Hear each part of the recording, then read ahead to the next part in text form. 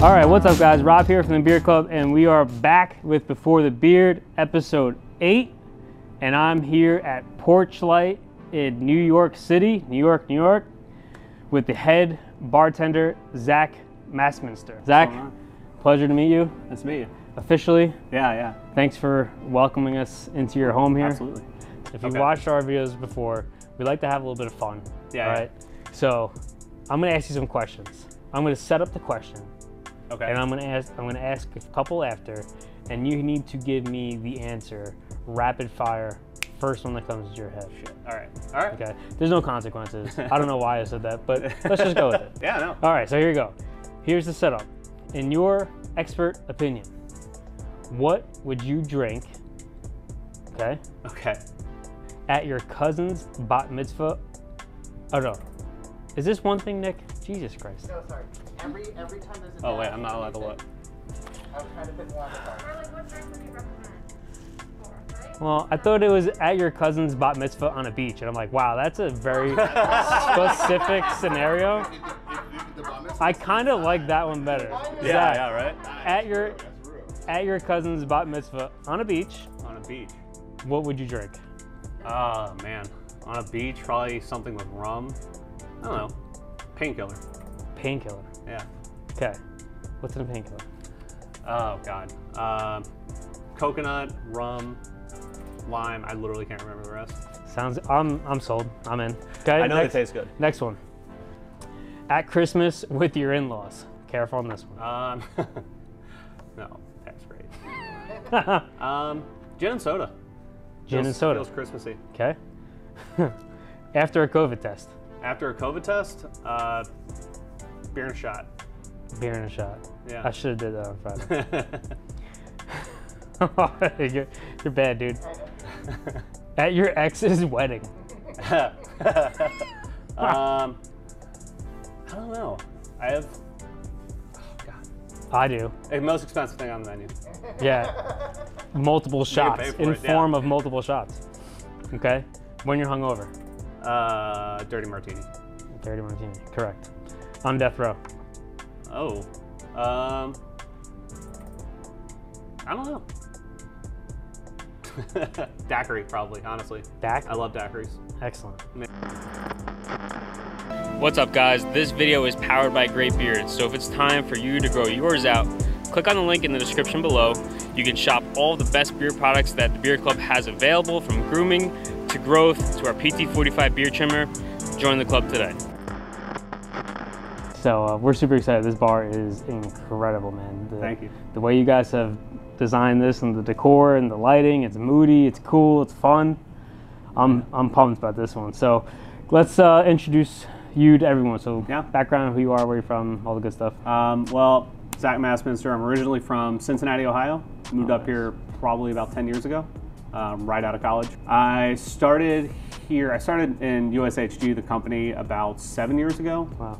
And then came here in the opening about 6 years ago. Wow. So you were here for the opening? Yeah. So you've been here since day one? Yep. Oh man, yeah. Porchlight OG, huh? Yeah. Started bar backing, just, juicing, getting glassware, doing the things. What made you come out from the Midwest out to New York? So I'd only been here a couple of times. I had a friend who was doing an internship up here for graphic design, I think it was, and I was like, oh, cool, I'll check out New York. See what Have you ever been to New York on just traveling or vacation? No, or? not before that. So you've never been here, and we're just like, send it.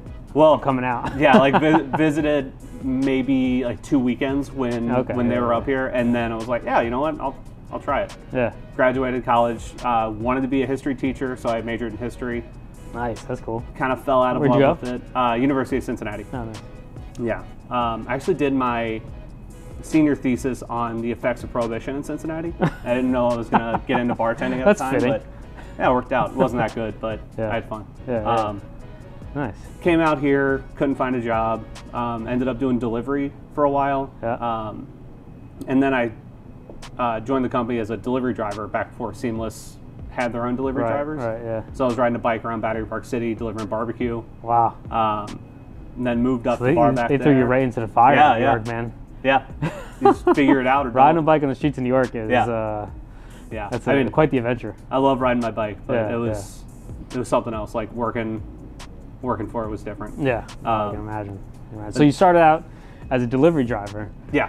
And so prior to this, like in college or anything, were you into bartending? Did you ever do it prior to this, or is this something new that? No, something brand new. I've been in restaurants since I was 16. Oh, really? Dishwashing, a lot of stuff back of house. I actually did delivery in college also. Nice. And like always liked working late. So I Yeah. would work like 10 p.m. to 3 a.m. that shift. Yeah. That's when all the fun happens. Crazy tips, yeah. Yeah, you see some crazy shit. Oh, I'm sure you got stories. Yeah. Yeah. And then like close up at the end of the night, make yourself a sandwich, go home, Yeah. sleep till noon. What's one of the fun. craziest delivery stories you have that is doable for YouTube? Yeah, right. I mean, like constantly, I would roll up to like frat parties and be like, you need to like drink beer right now. Like you need to do keg stand. I was like, I'll have a beer. Yeah, nothing crazy. I was also on a bike, cool, but yeah. yeah.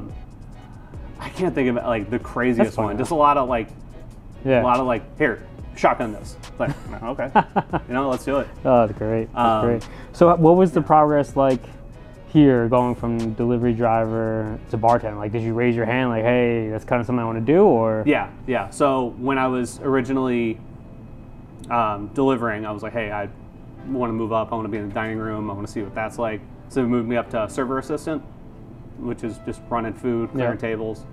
Then I said, if I can get behind the bar, I want to do that. Yeah. So I started bar backing there. I heard about this place opening.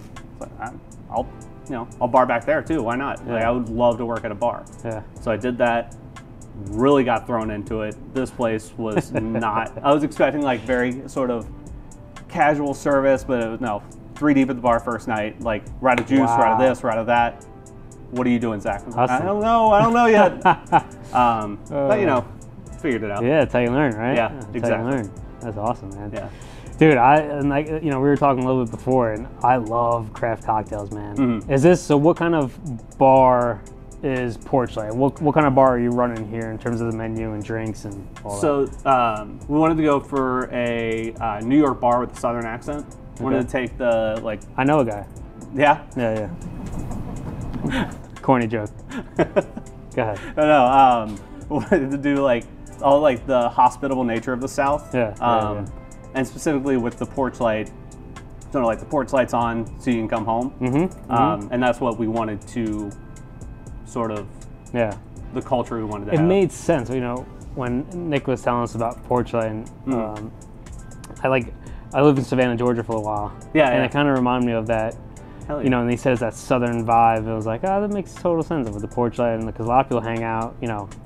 Many nights have been spent on a porch. Literally, not to sound corny, but hang out on a porch in Savannah, Georgia. Hell yeah. Because it's kind of just the thing you do down there. But Yeah, for sure. yeah, it's cool. So what's your bartender? So what do you love to serve? I mean, are you like, do you like to just pour up a beer, hang out with someone, or do you like to really dice it up? I like finding stuff that people don't know that they like. Like a lot of people hear mezcal and they're like, no, absolutely not. Like, I can't do that. Yeah. It's like, cool. I'll make you this drink. If you don't like it, out the window. Right. I'll make you whatever you want. Right. Or if I won't obviously push that onto them. Yeah, if they yeah. want a beer and a shot, like beer and a shot. There you go. Yeah. And they're like, I want to know more about like Scotch. Do you have any cool Scotch drinks? Like, yeah, dude. Yeah, there's fucking lots of Scotch drinks. Dude, Like, I love going to a bar and telling the guy, like, listen, I just want something bourbon. yeah. Make it something. Yeah. And just give him the freedom. I think, when it's almost like with a photographer, that's obviously where I go, but it's like giving someone the creative keys. It's like, all right, let's see what you can do. Yeah. I think that's the best, because then you end up getting a drink that, because sometimes you read the items on the menu and you're like, how does that go together? But then if you're just served the drink and then you drink it and you're like, damn, this is the most delicious thing I've ever had in my life. Yeah. And then you're like, what is that, mezcal? You're like, no way. Yeah. Because sometimes, especially mezcal, people get a little scared of the smokiness to it. Or like I mentioned rum, and they're like, "Oh, I had rum in college." It's like, no. We all had that Instant rum. We're not- flashbacks to a bad night. Yeah, exactly. Gin does that for me. Yeah. Yeah? Oh, we'll be fine. We'll find something for you. Gin and an open bar before I knew the concept of open bars and how Oh. to, ease back on the throttle. Yeah. Yeah. It's like, all right, hour. How many drinks can I get in an Pinned hour? it. Yeah. Like, yeah. Just pinned it straight to the floor that night. It was fun. But yeah, so I'm so interested to know how bartenders, especially in terms of like craft cocktails, come up with new drinks. Like I see items, I go to different bars, Mm-hmm. and it's like the amount of options that you can kind of go through in terms of the mixing of ingredients, to me is so fascinating. So Yeah. walk me through a little bit of your process of how, like you're saying, like I want to start a new drink today. Mm-hmm. Walk me through. So I'll take I'll know, or I'll sort of think like, do I want it to be like an old fashioned? Do I want to make a variation on an old fashioned, or a variation on a Manhattan, or a variation on a daiquiri? And that usually starts with what I have and how it's going to, I guess, interact. Like, do I want it to slowly dilute over time? Do I want it to, when I serve it, that's as much dilution as it's going to have? And then I'll start, just tasting things behind the bar, get an idea. Like maybe I want so like I had a cocktail on the menu where I, what's the word? I reduced down some porter beer. Oh, okay. Yeah, made that into a syrup. So I wanted to make a syrup. Yeah. So Okay. like reduced it down by about half, added some sugar to it, stirred it up, had all the like rich toffee flavor from porter, but sweeter. Huh. So took that and tasted it and was like, what can go good in this? Maybe some brandy, maybe some scotch. Like the more you start looking at cocktails, the more you'll see like patterns and everything. So you kind of pick like your base, like where am I going? Where am I starting this? Yeah. And then try and pick like I imagine in my head, like I pick a base, like all right, I'm gonna do a bourbon drink, and then I'll kind of think like, what flavors am I gonna go on? Am I gonna go like just like kind of stick to a bourbon, kind of go sour, kind of go citrusy? Yeah. Is that like kind of a little bit of what you do? Like sometimes it is base spirit, sometimes it is I wanted to do that beer syrup. I thought like that could be cool. And I tasted it and it's like, okay, what base spirit could go good in this? Tried scotch on its own, didn't like it. Tried brandy on its own, didn't like it. So let's try them both. Oh, so you went flavor first and work back. Oh, that's interesting. Yeah. So it's not always, and that can be a problem. Like sometimes you want to make a like tequila drink, and you take all the flavors, taste it. It's like, this is going to go better with gin. Oh. Or bourbon or whatever. So it's not always the road you Do you ever think about pairing it up with the food? Oh yeah, think about that like a lot. I started with pairing beer just because that's easy, but cocktails are a lot of fun to pair also, and I love eating. So I know, me too. Not that good at cooking, but really good at eating. Yeah, I kind of just stick to like steak and chicken on the cooking part, but yeah. So you were a bar back, hustling, and then how did you make the transition to head bartender? Or how does one make the transition from bar back to head bartender at a bar in goddamn New York City? Just keep saying yes when they say, like honestly, like they need something. It's like, we need you to do that. It's like, yeah, absolutely, totally.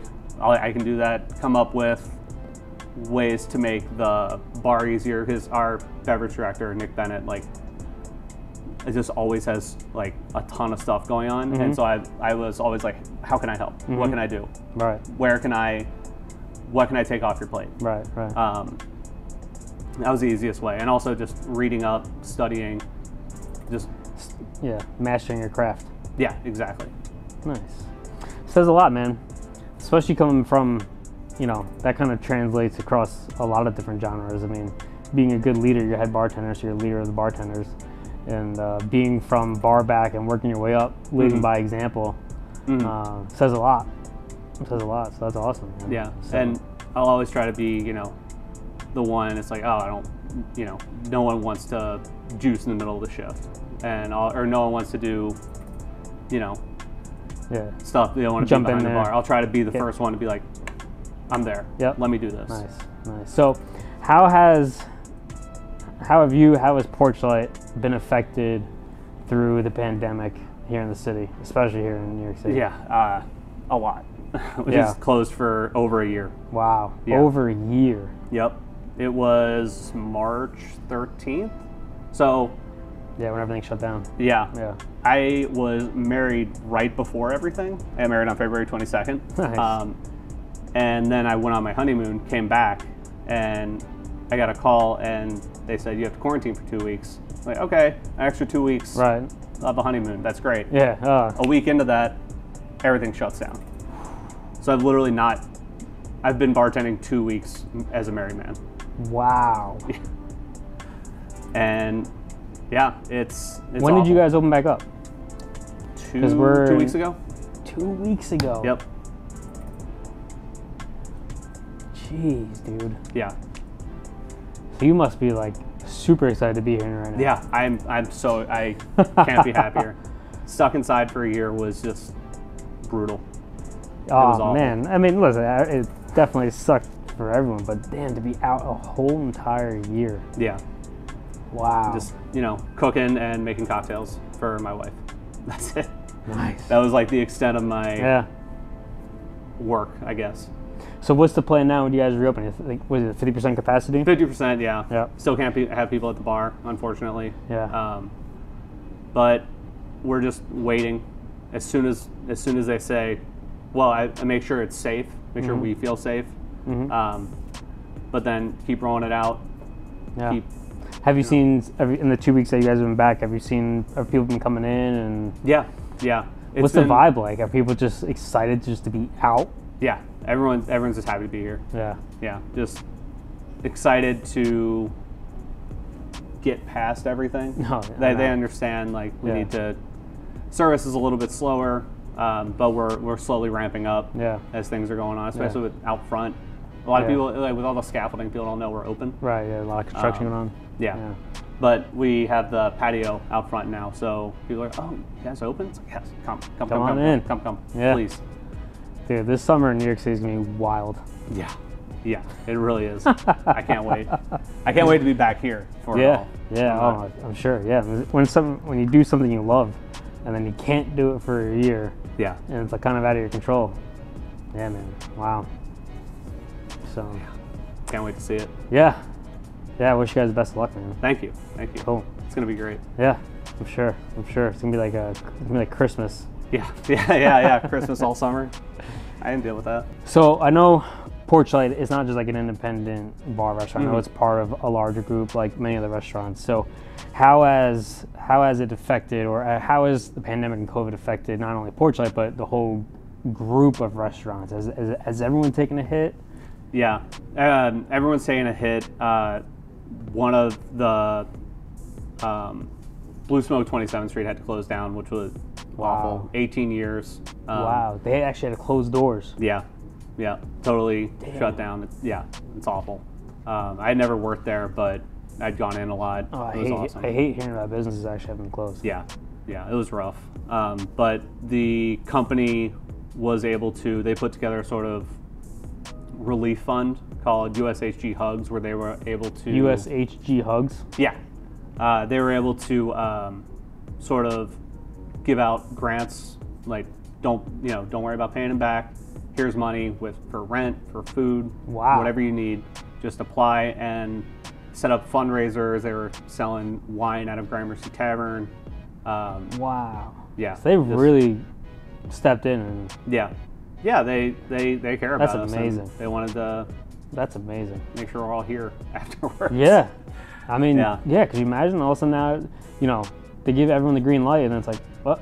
Yeah. Yeah. And What other restaurants are a part of the group? Oh, God. I know you mentioned Gramercy Tavern, but maybe what are the big ones? Gramercy Tavern, Union Square Cafe, Blue Smoke, Wow. Marta, Mylino, The Modern. I know I'm forgetting something. Man, so they got a lot. Yeah. Wow, so they stepped in and started this for across every... Man. Yeah. Good for them. And anyone who needed it, I was fortunate enough to get married right before this, and my wife didn't lose her job, so Oh, okay. I was fine. Nice. Yeah, But, good. Yeah. Yeah, it was there for whoever Wow. needed it, which was awesome. Hey, hats off to them, man. Yeah. Jeez, that's great to hear. I love hearing stories like that. Yeah. Yeah, Felt it's almost good. like it's like the Barstool fun, you know. It's like Yeah, exactly. you know, jeez, Just felt, actually getting some things done. yeah. Yeah. I've worked for companies in the past that I don't think, maybe they didn't have the resources to do that, or they wouldn't have. Yeah, But yeah. I was really lucky to. Yeah, I See mean, that. geez, you gotta have the resources to do it. I mean, you're talking Yeah. about, you know, money doesn't just grow on trees, Hmm. and to be able to pull something together like that quick, Yeah, and they killed it. Wow. As far as I can tell. hats off, man. Talk about building loyalty. Yeah. That's one hell of a way to do sure. it. Jeez. If you had to drink one drink forever, what would it be? One drink forever. Old fashioned. You know? Old fashioned. Yeah, straightforward, goes with a lot. I like it. Just, you know, pretty versatile. You did well, sir. Yeah. Thank you for having us. Absolutely, Appreciate absolutely. your time. And, you know, talking about all these drinks, I'm getting a little thirsty now. Oh yeah, me too. I think we should fire up behind the bar here. Let's do it. Yeah. So make sure you subscribe to us at the Beer Club. Check it out at barback_Zach, ZACH. Follow at Porchlight. And be sure to subscribe because we're about to go make some drinks and it's going to get ridiculous.